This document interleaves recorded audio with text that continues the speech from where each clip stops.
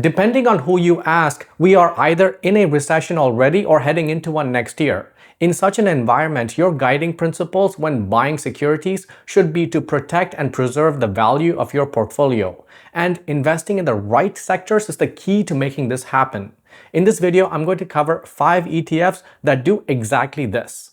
With that said, let's jump right in. First on the list is the Healthcare Select Sector SPDR Fund. If all this talk of market turbulence is increasing your blood pressure, getting into the healthcare space might be the cure.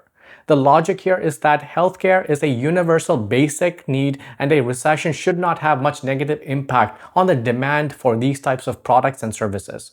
This fund contains pharmaceuticals, companies that make medical equipment, healthcare technology, and more. The top 10 holdings are some familiar names like Eli Lilly, Johnson & Johnson, and Pfizer. The fund has a trailing 12-month return of negative 4.8%, which sort of aligns with the theory of weathering the storm. In contrast, the 3-year and 5-year returns were just under 6% and 8% respectively. Part of the reason for these positive returns was the demand for healthcare products and services during the pandemic. The fund pays dividends on a quarterly basis with a trailing 12-month yield of 1.7% and an expense ratio of 0.1%, which is on the low side. Second on this list is the Utility Select Sector SPDR Fund. This fund invests in utilities, independent power and renewable electricity producers, and gas utilities. The top 10 holdings contain some well-known stocks in this space. The trailing 12-month performance of the fund is clearly in the red with a price return of negative 9.6%. Now, what was happening during this time was that interest rates were going higher, and the fund operates in an interest rate sensitive sector and competes with bonds in terms of yield for investors' money, hence the negative return.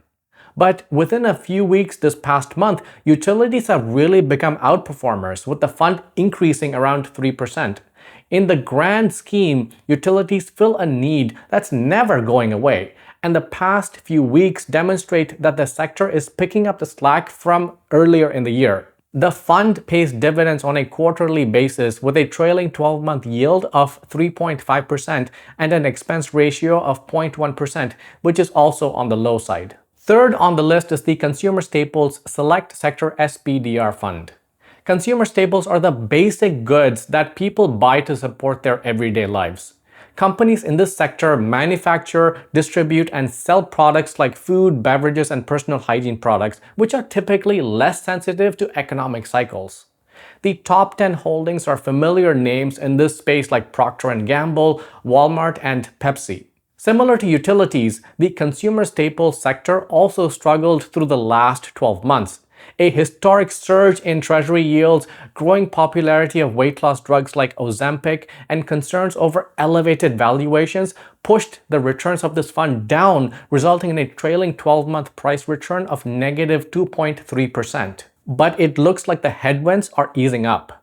For example, Pepsi noted that weight loss drugs have not had a perceivable impact on its business after a better than expected third quarter results. Accordingly, the returns for this fund over the past few weeks have been encouraging at around 2.6%. The fund pays dividends on a quarterly basis with a trailing 12-month yield of 2.7% and has an expense ratio of 0.1%, which is again on the low side. Fourth on the list is the Vanguard Dividend Appreciation ETF. While we might typically think of the stock market as a vehicle for growth, share price appreciation isn't the only method of realizing this growth. For example, ETFs focused on dividends can provide strong returns with less volatility than ETFs that focus strictly on share price growth. And this is where the Vanguard Dividend Appreciation ETF comes into the picture. This fund is all about preserving value through dividends and consists of companies that have a record of increasing dividends over time. The top 10 holdings contain familiar brand names like Microsoft, Apple, and Procter & Gamble. Over a trailing 12-month period, the fund provided a price return of just under 6%. The fund also pays dividends on a quarterly basis with a trailing 12-month yield of 2% and has an expense ratio of 0.06%, which is even more competitive than the previous three funds mentioned. And finally, fifth on the list is the Vanguard 500 Index Fund ETF. This fund tracks the performance of the S&P's 500 index, a widely recognized benchmark of US stock market performance that is dominated by the stocks of large US companies. It is a fantastic choice if you're concerned about a recession. Since inception, the fund has experienced countless recessions, crashes, and bear markets. Yet, it has a near-perfect track record of recovering from even the worst downturns. In the last 2 decades alone, the S&P 500 has faced the dot-com bubble, the 2008 recession, the COVID-19 crash, and the current slump. Despite everything, it's almost tripled in value since 2000.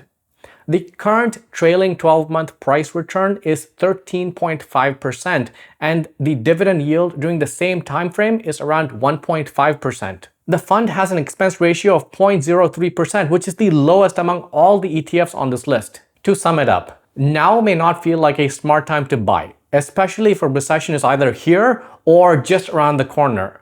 But stock prices are still lower than a year or two ago, which means now is your chance to buy at a discount.